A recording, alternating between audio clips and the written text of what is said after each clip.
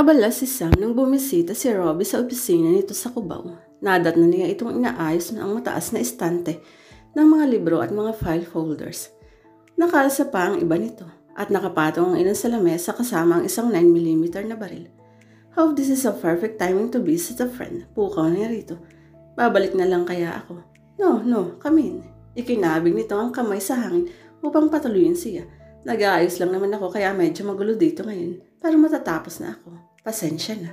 Sabi nito habang tuloy pa rin sa ginagawa. Sigurado ka? Oo, tuloy ka na lang. Tinanggal nito ang mga nakapatong sa silya at lamesa. Pumasok naman siya sa loob at pinagmasdan ang ginagawa nito. Do you need help, Sam? Tanong niya. Sige, pakaabot na lang sa akin yung mga libro. Meron pa yata dyan sa gilid. Tumalima siya rito. Nasasagi at hindi maiwasang titigan ng mata niya ang baril sa ibabaw ng lamesa. Napuna iyon ni Sam.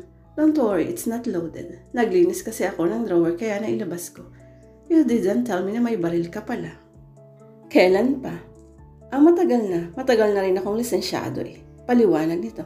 Kasi alam mo, sa buhay ng abogadong tulad ko na laging may mga kalaban sa korte, hindi maiiwasan ang may makabangga. For protection kumbaga. Nagkibit balikat si Robbie. Umupo siya sa silya sa harap ng lamesa. Binalikan ng mata niya ang makintab na baril. Maya-maya'y nagwika si Sam. Pakitibigan yan sa drawer mo na lang ilagay. Pakiusap na utos nito. Nag-aalangan siyang hawakan iyon dahil hindi pa siya nakakahawak ng baril kahit minsan. Pero para tulong na yun dahil sa abala si Sam, sumunod siya rito. Mabigat ang baril pero kaya niya itong hawakan ng isang kamay lang. Member ka ba ng shooting club or whatsoever? Untag niya matapos maitabi ito. Lumingon sa kanya ang abogado. Hindi pa. Tipid na sabi nito. Nang matapos ito sa ginagawa, hinarap na siya nito sa wanong atin. Napanunok siya ng laway. I need to tell you something. Tugon niya rito. Importante ba? Tungkol saan? Sa kaso ng media mananapatay. Anong tungkol doon? Kitang-kita na sumeryoso ito at handa nang makinig. Sinimulan niyang magkwento ng lahat-lahat busit sa umpisa. Pasok ka. Nakangiting niluwagan ni Isa ang bukas ng pinto. Humakbang papasok si Robbie. Marahang lumingap sa kabuuan ng bahay. Okay naman pala itong bahay niyo. Simple lang. Upo ka. Wala si na mami. May pinuntahan.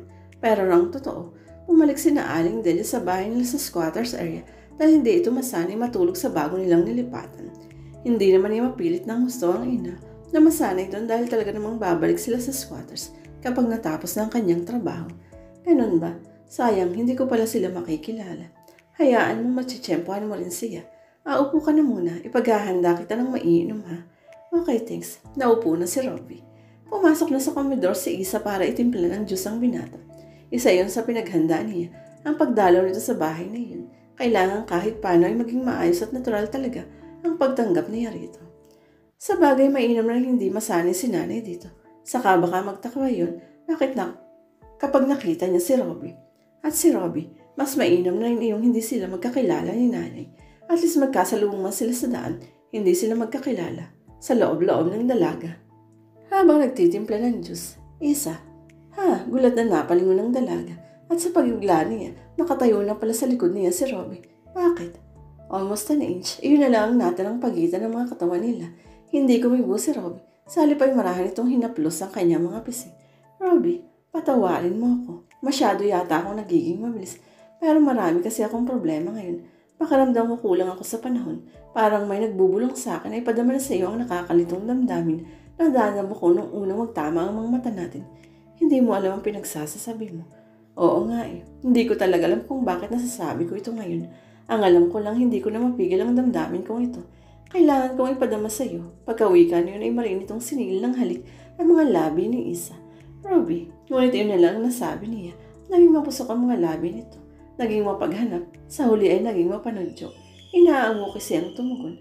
Sa huli pa rin napapikit na lang ang mga mata ni Isa. Hinayaan niya ito sa nais kami. It was her first kiss. Pero biglang kumulit sa utak niya ang paalala ni Jerry na hindi papatulan ni Robbie ang virgin pa. So she has to pretend na expert kisses siya.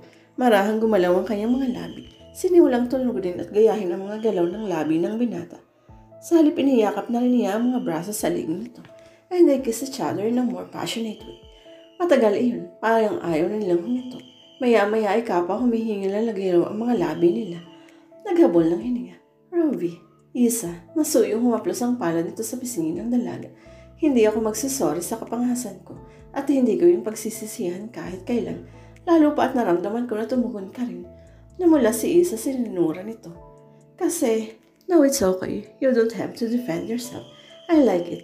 Now I know. May dahilan kaya agad akong naramdaman ito sa'yo. The feeling is mutual, hindi ba? Napayo ko na lang siya. Wala nang masabi. At ang muling kabigin ng binata si Isa upang muling pagtagpuin ang mga labi nila. Wala nang pagtutol mula sa kanya. After all, yun naman talagang balak niya, hindi ba? Ang pag-ibigin si Robbie Gonzaga sa mas mabilis na paraan upang makalala na siya sa kasunduan nila ni Jerry. At ngayong mukhang nahuhulog na sa bitag niyang binata, isa na lang ang problema. Sana huwag din siyang tuluyang mahulog sa karisma nito. Maling kinitan, magandang hubog ng katawan, maliit na balakang at talyadong tindig.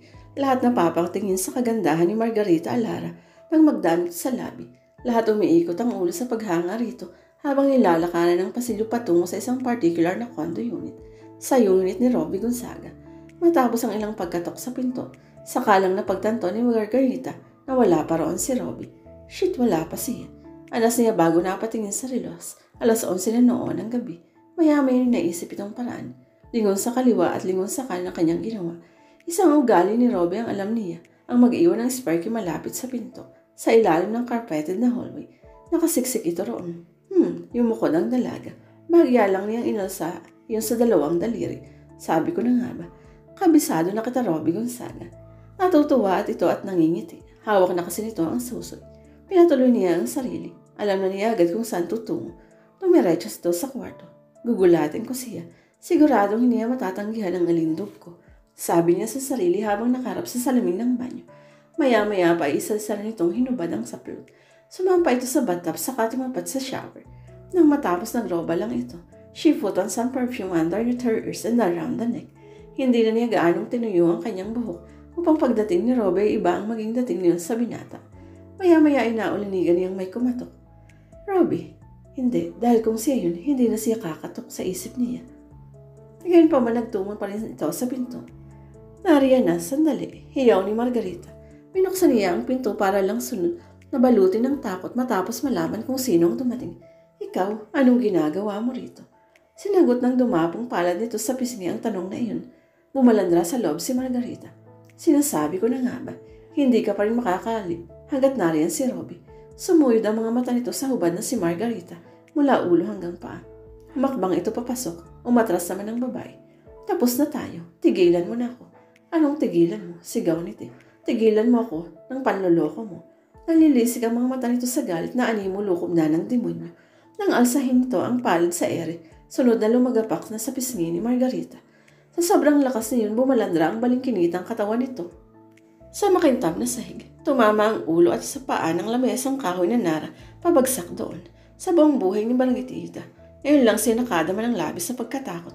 Umalis ka na, isusumbong kita kay Robbie. Pagmamakaawa niya habang sa puwang ulong na untog. Robbie, tulungan mo ako. Hiyaw niya. Natawa lang ang lalaki. Yumukod dito sa kadinukot ang baril sa bebang. Idinikit nito sa labi ang dulo ng baril. Huwag mo nang aksayin ang laway mo. Alam ko naman na wala dito si Robbie. Nakita ko siyang lumabas. Kaya nagbabaka sakali ako na baka narito ka nga. At tama ako. Anong kailangan mo? Anong kailangan? Tinatanong mo kung anong kailangan ko. Tumindig ito at tinutok ang baril. Ito ang kailangan ko. Kinalabit nito ang gatilyo. Umalingaw-ngawang malakas na kulob na putok sa loob ng condominium. Napailing na lang ang lalaki nang bumulagta sa lapag ang katawan ni Margarita. Pagkaway humakbang na ito malawas matapos kalabitin ang switch ng ilaw. Bumaha ang dilim sa paligid. Ang sumunod ay katahimikan. Ilang sandali pa. Isang pares. Uli ng mga paang pumasok sa condo unit na yun. Bakit bukas ang pinto ko? Shit, baka napasok na kung nagnanakaw. May pag-alalang kinalabit ng bagong dating ang switch ng ilaw. No, gimbal si Robin ang tumambad sa kanyang magulong sala. Pagkaway humakbang siya papasok. Margarita, anong nangyari sa'yo? Pinalong niya ang lungay-ngay nitong katawan. Ngunit wala na itong buhay. No, bitiwan ito ng binata. Sakali itong humakbang palabas.